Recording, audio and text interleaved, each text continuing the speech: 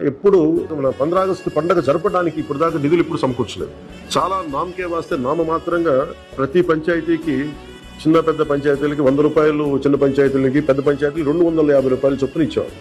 ఒకవైపు ఏమో గాంధీ గారి కలల కన్నా పల్లెలు పట్టుకొమ్మలు అంటా ఉంటాం, గ్రామీణ స్వరాజ్యం అని మాట్లాడతాం. కానీ ఎన్నికల్లో నిలబడ్డ పంచాయతీ సర్పంచ్కి మటుకు జెండా పండుగ నిర్వహించాలంటే వాళ్ళకి ఇచ్చే డబ్బులు 100 రూపాయలు, 250 రూపాయలు. ఈ రివ్యూ మీటింగ్స్ లో మాకు తేలింది ఏంటంటే 100 రూపాయలకి 250 రూపాయలకి 13,326 పంచాయతీల్లో ఏం చేయగలం? గాంధీ గారి గ్రామ స్వరాజ్యాన్ని నిజంగా మనం ముందుకు తీసుకెళ్లాలంటే ఆ స్టేట్మెంట్ చాలా బలంగా ఇవ్వాలి. వాటిని పెంపొందించేలాగా, వాటిని పెంచేలాగా ఒక కీలకమైన నిర్ణయం తీసుకుంది ఈ కూటమి ప్రభుత్వం. ప్రతి ఒక్క పంచాయతీలో సర్పంచులు తలెత్తుకొని సగౌరవంగా జెండా వందనం చేసేలాగా రాష్ట్రంలోని ఎన్డీఏ ప్రభుత్వం నిర్ణయం తీసుకుంది. ఆగస్టు 15న స్వాతంత్ర దినోత్సవ వేడుకల నిర్వహణకు నిధులు కొరత లేకుండా చేశాం.